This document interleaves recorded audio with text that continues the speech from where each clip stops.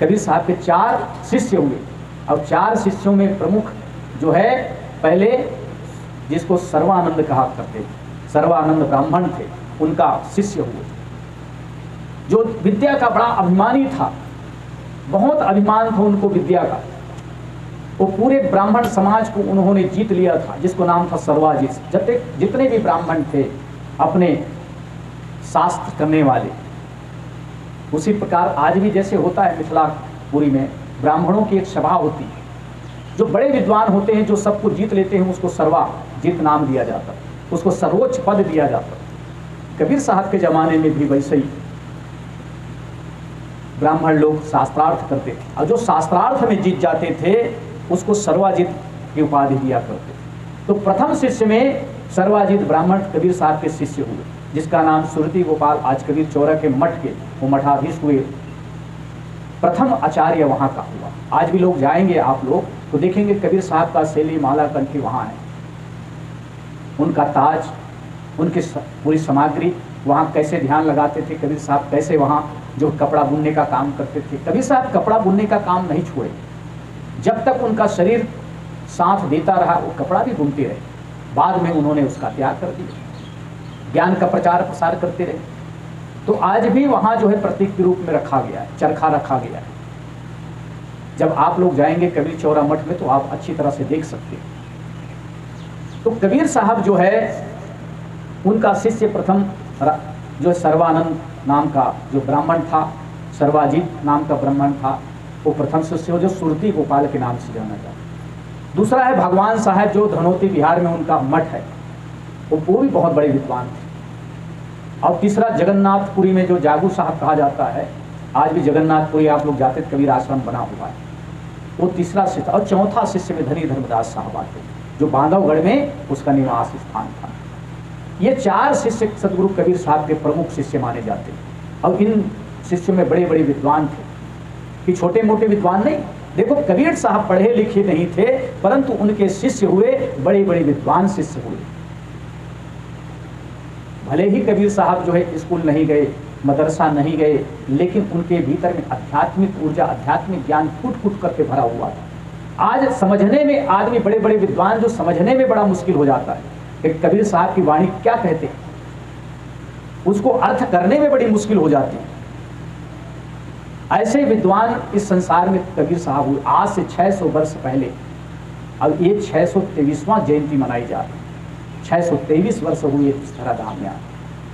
कबीर साहब की जितनी भी तारीफ करो बहुत कम है। अब कबीर साहब किसी अंधविश्वास, किसी पाखंड उन्होंने स्वीकार नहीं किया।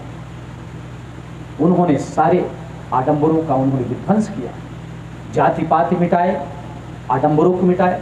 लेकिन आज भी हम लोग जो है कबीर साहब के ज्ञान को लेकर बहुत कम विचार करते हैं, बहुत कम समझते हैं। इसलिए सतगुरु कबीर साहब हम सबको जो है एक सत्य के पथ में ले जाने का प्रयास करते हैं। साहब कहते हैं, आप लोग देखिए मूर्ति के कैसे सतगुरु कबीर साहब थोड़ा सा उन्होंने मूर्ति के विषय में बताए। पाथर पूजे हरी मिले तो मैं पूजूं पहाड़, ताते तो चाकी भली पीस खाए संसार। पत्थर पूजने से कहीं हरी मिल जाए तो मैं पहाड़ को पूजूंगा। अगर पत्थर पूजने से हमारी मनोकामना पूर्ण हो जाए, भगवान मिल जाए, तो मैं क्यों ना पहाड़ को पूजूं। ताते तो चक्की भली पीस खाए संसार। उससे अच्छी तो चक्की है जिसमें आटा डाल गेहूं डाल दो तो आटा बन करके आ जाता, निकल जाता, और दुनिया के लोग उसको खाते। इस प्रकार से सदगुरु कहते हैं कि लोगों को समझाने की दृष्टि से कहते हैं। लेकिन आज भी संसार में पाखंड फैला हुआ है और सदगुरु कबीर साहब पाखंड के सख्त विरोधी रहे। तीर्थ व्रत की बात कहते हैं, सब लोग जाते हैं तीर्थ व्रत में। आज भी देखो पंडे लोग, पुजारी लोग कहते हैं कि तीर्थ में स्नान करने से हमारे सारे पाप धुल जाते हैं, लेकिन वास्तविक में सारे पाप हमारे धुल जाते हैं।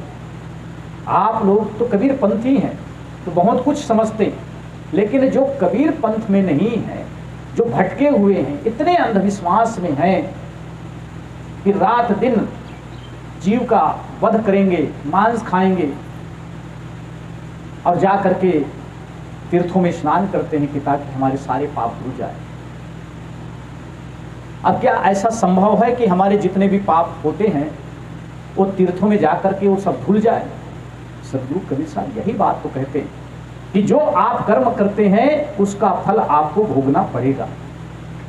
किसी तीर्थों में जाने से हमारे पाप नहीं कट सकते, किसी तीर्थों में स्नान करने से, किसी तीर्थों में जाकर के पूजा पाठ करने से हमारे पाप दूर नहीं हो सकते। पाप तो तब दूर होंगे जब आप अपनी श्रद्धा से पश्चाताप करेंगे, जब आप उनसे हट जाएंगे, तब हमारा पाप जो है वो नष्ट होते। इसलिए कहते हैं गुरु भक्ति कर देता है सकल पाप को नाश, जैसे चिंगे आग की पड़ी पुरानी खास। सदगुरु कहते हैं पाप दूर हो सकता है, लेकिन कैसे दूर हो सकता है? कहते गुरु भक्ति कर दे, गुरु की भक्ति कर, गुरु की उपासना से हमारे मन के जितने भी पाप हैं वो नष्ट हो जाते हैं। अब गुरु की भक्ति कैसी करनी चाहिए ये भी सदगुरु कबीर साहब बता देते हैं कि गुरु की भक्ति कैसे करनी चाहिए, क्योंकि भक्ति से ही जीव का कल्याण, भक्ति से ही मुक्ति है। लेकिन अंध भक्ति नहीं होनी चाहिए। अति श्रद्धा के कारण हम लोग जो है अंधविश्वास में पड़ जाते हैं। कबीर साहब अति श्रद्धा की बात नहीं कहते, श्रद्धा रखो, प्रेम रखो, लेकिन सत्य के पथ में चल करके जो भक्ति की जाती है उसी से जीव का कल्याण होता है, उसी से जीव का उत्थान होता है। तो सदगुरु कबीर साहब हम सबको अनेक विधियों से समझाते हैं, अनेक विधियों का उदाहरण देकर के हमारे सम्मुख रखते हैं, लेकिन जीव जो है समझ में नहीं आता। इसलिए सदगुरु कबीर साहब देश विदेश जाकर के घूमते रहे, गुजरात भी गए। गुजरात में 2 ब्राह्मण, तत्वा नाम और जीवा नाम के 2 ब्राह्मण थे, उनको शिक्षा दिए, उनको ज्ञान दिए। ऐसे उन्होंने देश विदेश में गया। इसलिए सदगुरु कबीर साहब आज दुनिया में जो प्रसिद्ध हुए, आज उनका नाम, उनकी ख्याति किसके जुबान पर नहीं।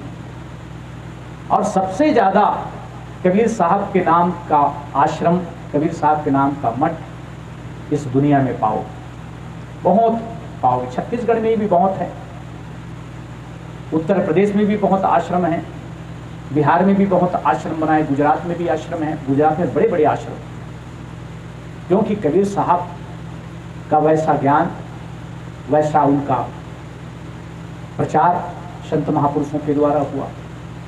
इसलिए सदगुरु कबीर साहब को हमको जानने की जरूरत है, समझने की जरूरत है।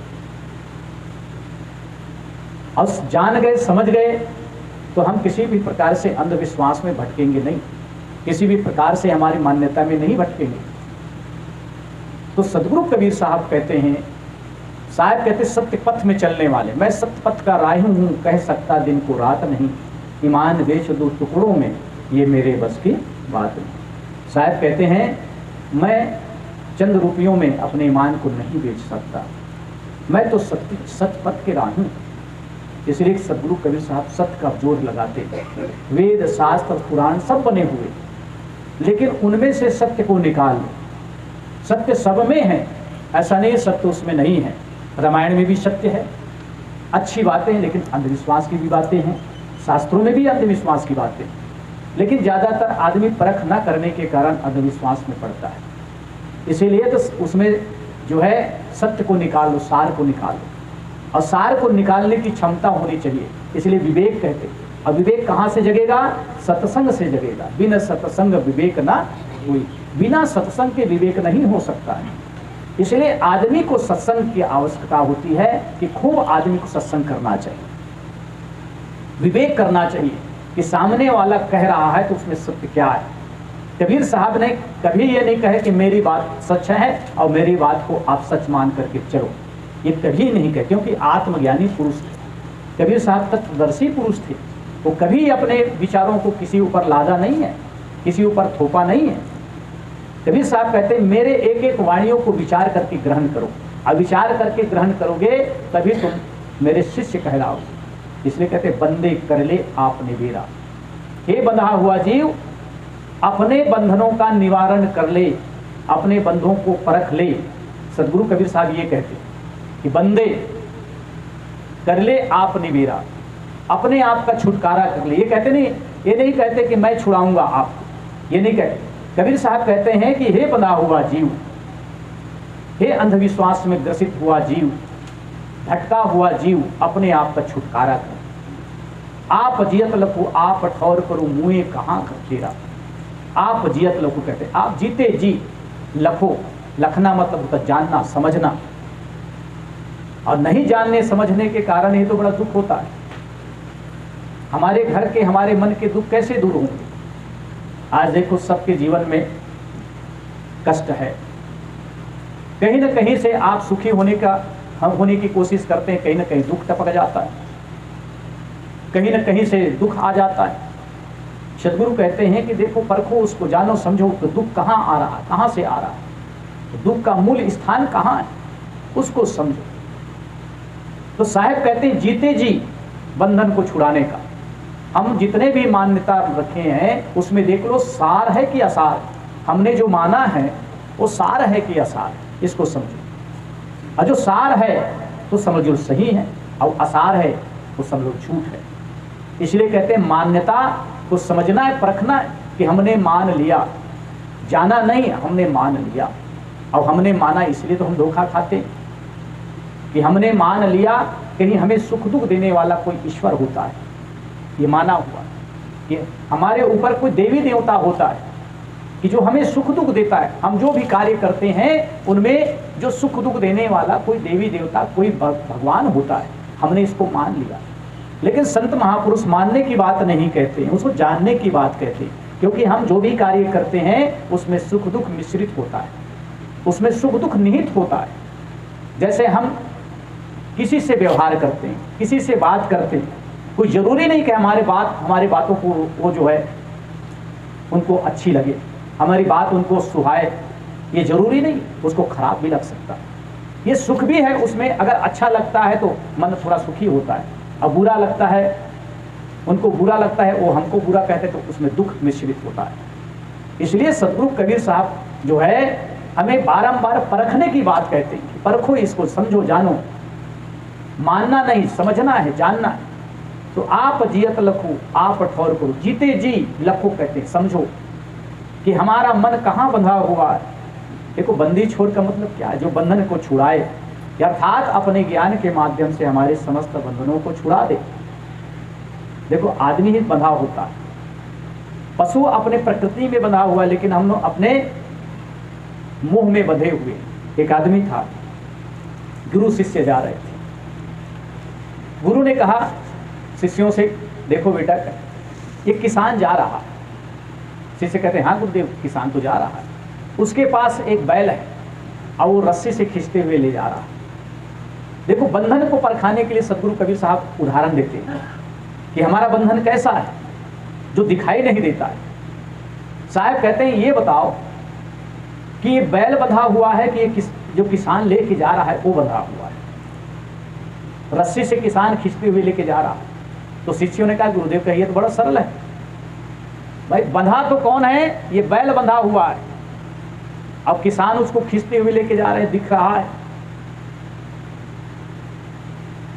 देखो दिख क्या रहा है कि बैल बंधा हुआ है, अब किसान उसको रस्सी खींचते हुए लेके जा रहा है। गुरु ने कहा बिल्कुल पक्का कि बैल बंधा हुआ है। शिष्यों ने कहा हाँ गुरुदेव ये तो स्पष्ट दिख रहा है कि बैल बंधा हुआ है। अच्छा ये कहे कि बैल की रस्सी खोल दो, तो किसान जो है बैल के पीछे दौड़ेगा कि किसान के पीछे बैल दौड़ेगा?